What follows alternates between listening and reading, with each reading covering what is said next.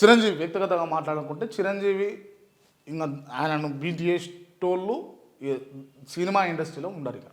అంటే ఒక్కొక్కరికి ఒక్కొక్క స్టైల్. బాలకృష్ణ స్టైల్ను చిరంజీవి బీట్ చేయాలంటే కాదు, అదేవిధంగా చిరంజీవి స్టైల్ను ఇంకొక హీరో బీట్ చేయాలంటే కాదు. చిరంజీవి అన్నట్టు ఆయన ఎవర్ గ్రీన్ అన్నట్టు కానీ అది సినిమాలకు సంబంధించి మాట్లాడుకుంటే. అండ్ ఇంకోటి ఏంటి అని అంటే ప్రస్తుతం అంటే ఇప్పటికి కూడా కాంగ్రెస్ పార్టీలో ఉన్నాడు అని అన్నట్టుగానే తెలుసు. కాంగ్రెస్ పార్టీకి రాజీనామా చేసి సైలెంట్గా ఉన్నాడు, అంతేగాని రాజీనామా చేస్తున్నా, నేను పార్టీ వదిలేస్తున్నాను ఇక్కడ కూడా చెప్పలేదు పెద్దగా కాంగ్రెస్ పార్టీ నుంచి. సో అవునన్నా కాదన్నా కాంగ్రెస్ పార్టీతో అటాచ్లో ఉన్నాడు.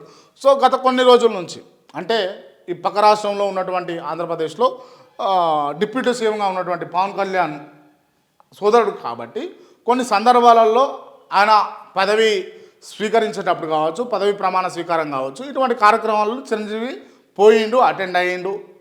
సో అప్పుడు కూడా సాన్నిహిత్యంగా అటు మోడీ వీళ్ళందరూ కూడా ఉండడం అయితే గమనించాం. రాష్ట్ర డిప్యూటీ సీఎం గారి అన్న మాజీ మంత్రి తెలంగాణలో ఉమ్మడి ఆంధ్రప్రదేశ్ ఉన్నప్పుడు పార్టీ పెట్టినటువంటి ఓ లీడరు. సో ఇవన్నీ ఉన్నప్పుడు ప్రత్యేకంగా ఖచ్చితంగా అంటే అన్నిటికంటే మించి సినిమా హీరో కాబట్టి కొంచెం ఉంటుంది ఖచ్చితంగా ఏదో ఒక రాజకీయ పార్టీ క్లెయిమ్ చేసుకునేటటువంటి అవకాశాలు అయితే ఉంటాయి. అందులో పుత్తులో భాగంగా వాళ్ళ తమ్ముడు ఉన్నాడు కాబట్టి ఒకవేళ మరి పోతాడా అని అంటే సందేహం అయితే లేదు. అంటే ఏం జరుగుతాయి రాత్రికి రాత్రి అని అన్నది ఎవడు ఊహించలేరు. ఈ పార్టీలో ఉన్నోడు ఆ పార్టీలోకి పోవచ్చు, ఆ పార్టీలో ఉన్నోళ్ళు ఈ పార్టీలోకి రావచ్చు. సో ఇప్పుడైతే అవసరం ఏమీ లేదు అని అనుకుంటున్నాను నేను. ఎందుకైతే ఇప్పుడు ఎన్నికలు కూడా ఈ రెండు రాష్ట్రాల్లో ఇప్పుడు వచ్చే ఎన్నికలు అయితే పెద్దగా లేవు. అంటే ఇలా తగ్గినటువంటి అంటే ఎమ్మెల్యేకి సంబంధించినటువంటి ఎన్నికలో లేకపోతే ఎంపీకి సంబంధించినటువంటి ఎన్నికలో లేవు.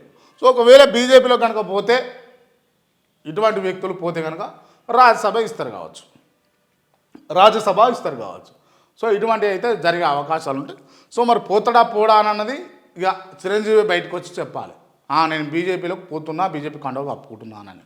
సో ఆయన చెప్పేదాకా ఇటువంటి వార్తలు మనము నమ్మనీకి లేదు, ఖచ్చితంగా అట్లా అని కొట్టేయడానికి కూడా లేదు. సో చూద్దాం ఏం జరుగుతుంది అన్నది.